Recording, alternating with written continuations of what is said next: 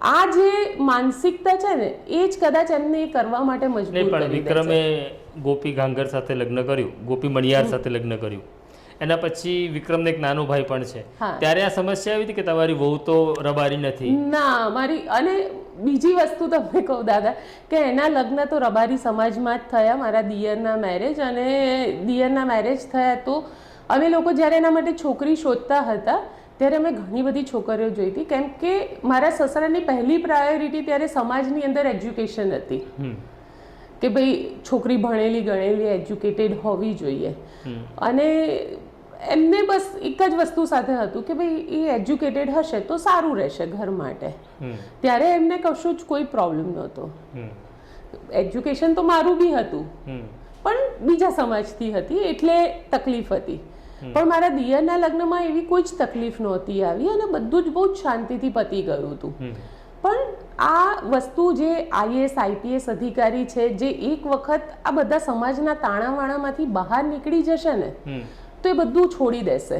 પછી એમના માટે એમની દીકરી એમનો દીકરો મહત્વનું આ થઈ જશે. પણ જ્યાં સુધી એ સમાજના તાણાવાણા સાથે જોડાયેલા રહેશે અને એ જ સમાજની સંકુચિત માનસિકતા સાથે જીવતા હશે ત્યાં સુધી આ બધી જ વસ્તુ રહેશે. આપણે મોડર્નાઇઝેશન તરફ જઈ રહ્યા છે, આપણે સમાજને ભારતને વિશ્વગુરુ બનાવવાની વાતો કરીએ છીએ, પણ આજે વાત શું કરીએ છીએ તો કે બંધારણની વાત કરીએ છીએ. બંધારણમાં ખોટી વસ્તુ છે તો કાઢી નાખો.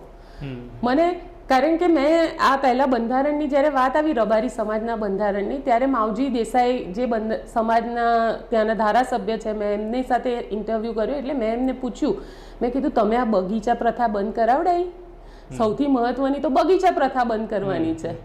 દવાખાને જાય છે, મારા જ મિત્રો છે જે રબારી સમાજમાં છે, દવાખાનાનું બિલ 20,000 આવે છે અને બહાર જે કેટલી વાળો ચા વાળો છે એનું બિલ 22,000 રૂપિયા આવે છે. આ સિસ્ટમને બંધ કરાવો ને. આ ખોટી સિસ્ટમ છે કે તમારું લગ્ન નક્કી પણ આ બગીચામાં બેઠેલા 5 લોકો કરે અને લગ્ન છૂટું પણ બગીચામાં બેઠેલા 5 લોકો પૈસાથી નક્કી કરે કે 5 લાખ કે 7 લાખથી લગ્ન છૂટું કરવાનું. આ ક્યાંની સિસ્ટમ? એટલે માવજીભાઈએ મને એવું કીધું હતું કે અમે આ બધું જ બંધ કરવા જઈ રહ્યા છીએ. તો પછી પ્રેમ લગ્નને એક્સેપ્ટ કરવામાં ક્યાં વાંધો છે?